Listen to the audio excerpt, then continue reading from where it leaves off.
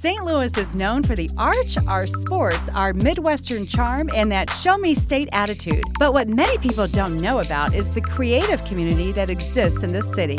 Reality shows, documentaries, stage productions, and feature films are all being produced right here in St. Louis. As a producer, a commercial actor, and a TV host, I am part of this hustle and grind to make creative media in this city. I'm Sarah Bernard, here to show you what's happening on the set.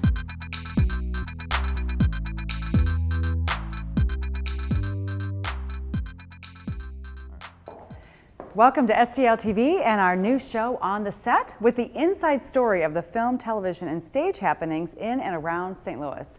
I'm Sarah Bernard, and in today's episode, you're going to meet Carrie Houk, a fixture in the theatrical world in St. Louis. Almost every actor and director has worked with Carrie at some point in his or her career in St. Louis, whether as a student of hers at Webster University or in a private coaching session that Carrie conducts with some of the best actors in town, or perhaps even auditioning for Carrie.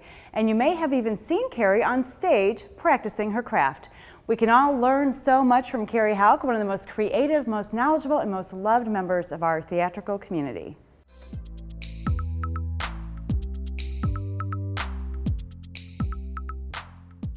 So what is the industry like today in St. Louis? It's changed. It's changed, unfortunately. I don't know what the status of the film office is. I think that the Convention and Visitors Commission is trying to keep that open, and I think the Missouri Film Office has just been resurrected. You know, when the economy took a downturn, so did the local film industries in many cities across the U.S., and many film commissions ended up closing during that time. And the states that are getting all the work are states that offer incentives, financial incentives. We do have an incentive. I'm not up to date as to what it is now. It comes and goes. It comes and goes. And until we really have that back, I don't know how strong the film industry will be. Again, in St. Louis, we get lower budget movies now. A lot of the major companies have left. You know, I used to do a lot of Southwestern Bell, and there used to be more Anheuser-Busch shooting here. Ralston Purina, you know, a lot of them just don't shoot here like they used to. Does union versus non-union have anything to do with that? I think so, and I really honestly prefer to do union work. I've been a union member, and I believe in actors getting a good wage and getting good benefits and residuals, and I have done non-union work. I have to say that I'm more on the pro side. The agent versus the casting director, can you explain for our viewers really what the difference in those two roles are? Yes, an agent represents actors, and they work for the actor. And in return, they get a percentage of the pay when an actor gets cast. Agents do not take fees unless the actor books a job. Casting directors take no money from actors. They are hired by the production company, or in the old days of commercial shooting, when I was doing a lot of that, sometimes the ad agency would hire me, but most often the production company, and they would pay me a fee to assemble actors. I would do a lot of filtering, so they wouldn't have to sit through dozens and dozens of actors per category. In fact, when I first started in Chicago, most of my clients wanted me to narrow it down to like 7 to 10 actors per category. So that I did the filtering, and I would see a lot of theater, and I still do, to see who the new people in town are, and always bring them fresh faces and not the same 20 people every time. That to me is what a good casting director does. They don't hold cattle calls. I do not believe in cattle calls. I think in this day and age more clients expect that, more numbers. But I believe a good casting director does a lot of filtering. So what are your tips? I know you have another role now as an acting coach that you've been doing for several years. Right? Oh, I've been doing that as long as I've been casting. And I teach at Webster University. I've taught at WashU. And I did a 4-year stint at Columbia College, Chicago in the film department where I would commute back and forth. I just finished that a little while ago. I've been teaching at Webster. I think I'm in my 13th year there. I'm an adjunct professor. I teach acting for film and casting for film. And what I love seeing, a lot of the directors are coming to take my acting class, which I think is very important, to tell you the truth. A lot of directors of film don't work with actors the way a stage director will, and I like to see them able to speak actor speak and speak in the language that an actor can understand and not just be louder, faster, funnier. I'm getting a lot of directors in my casting class, which I also love, and I love seeing actors in my casting class because I think that if I had been a casting director first, I would have done much better at auditions than I did at the time. I used to look at auditions like, you know, as though I was going before a firing squad, and it really shouldn't be like that. You should feel like everyone's rooting for you. Good casting directors are rooting for you to be good because then they look good. So how do you work with new actors in this town? What's the process that you take them through? Well, I like to see what their particular gifts are, and I honestly will never say when I meet someone that I feel that they don't have any capability, because sometimes you just don't know. Sometimes you know immediately when an actor comes in, yes, this person absolutely has it. You know it, it's there, even if they don't have any training. It was given to them when they were born. The camera loves them, the stage loves them, the audience loves them. Other people, you know, and I'm saying this because I think I'm from the other side. I knew I wanted to act. I had a giant passion for it. I had a good sense of being able to understand a character and a scene, and that was sort of in me.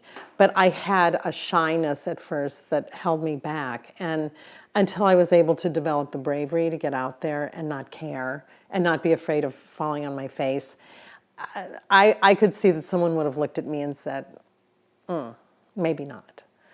So I don't think really that anyone is hopeless upon meeting them. And I like to discover what their particular gifts are and then bring that out more and more and more. And layer, I'm a big proponent of layering. And what do you mean by layering? Well, I don't ever like to see a full out performance when I'm coaching someone. It's a workshop. It's not about entertaining me. It's not about impressing me.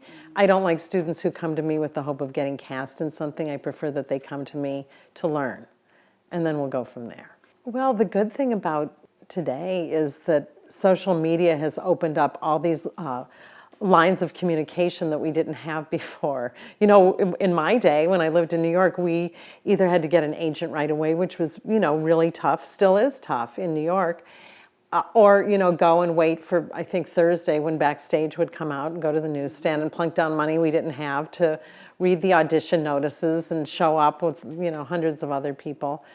But now, you know, we have all these websites with audition information, STLauditions.com. There's a wonderful Facebook page, St. Louis Metro Theater, something that's wonderful.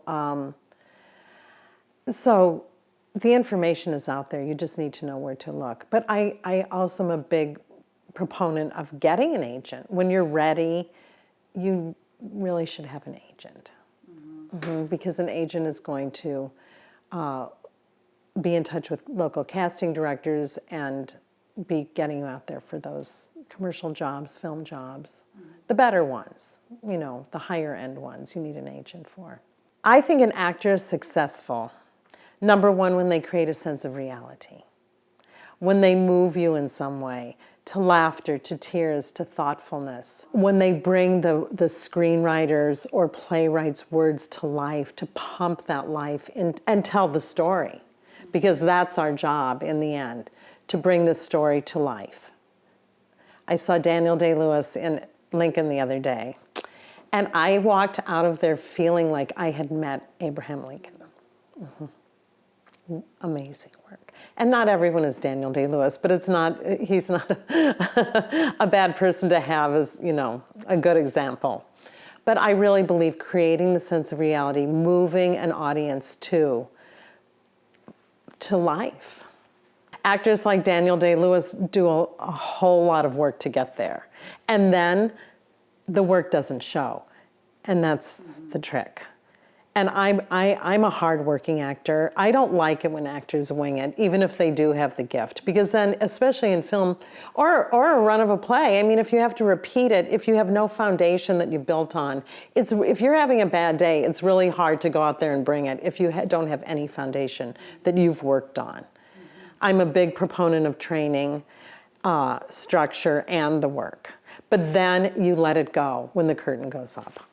I was trained with the Russian method, Stanislavski, which is what they use at the Actors Studio, method acting. And and I still draw upon that when I do work. I still act every now and then. But the thing is, when you're 18, 20 years old, unless you've just had an extraordinary life up to that point, it's really hard to put those principles to work at that young age. But again, I really think you have to travel. I think you have to live. I think you have to learn how to communicate with people in person, not on a computer, not through your iPhone, not on Facebook, but talk to people, see people, spend time with people, have 3-hour lunches, dinners. I spend a lot of, I'm lucky, I get to travel a lot, and I spend a lot of time in Europe and Latin America, and they do that there. And I just think that's how you really observe human behavior. You have to be with other people. And I think that to be a good actor, you really have to know how people act, how people behave. And in this day and age, it really frightens me with all the electronics that, people don't even talk on the phone anymore. The whole day could go by and they don't see eyes or hear a voice. And that's very scary to me. You work with a lot of rising child stars. I do. How do you approach this with them? Because well, I try to keep it fun. They are kids after all, and they have whole lives ahead of them, and they have plenty of time to do this. But some of the kids really just are ready to go, and they want to do it now. But I think primarily is to keep it fun. They're kids, and they still need to learn how to play. And they don't have the life experience yet to draw from. No. So how do you create that within them? Well, again, I just think that they need to learn how to communicate with other people and get what they want. All scene work is, what do I want from this other character? How am I going to get it? What's keeping me from getting it? It really boils down to that. But then what is my background that makes me approach it this way as opposed to that way? Why do you prefer working on stage now versus in front of a camera? Oh, it's just, it's more satisfying. Film acting is, these little 3-minute segments, and it's hard to gain momentum. And the few films that I have done, I've driven home at the end of the day thinking, I wonder how that's going to turn out. It's hard to have a good sense of what you did until the movie comes out. And then even if you weren't sensational, if you have a good editor, they'll make you a little more sensational. So stage is more immediate. It's more immediate, and you feel that energy from the audience. And, in terms of telling a story, you really get a sense that you did at the end of the night, that you've done that. Find it still fascinating after all these years, decades of working in this industry. It never gets boring.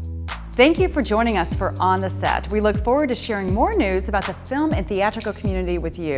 Please join our Facebook page at STL TV channel to get news of our upcoming shows, or join our YouTube STL TV channel for regular programming updates. We look forward to seeing you again on the set.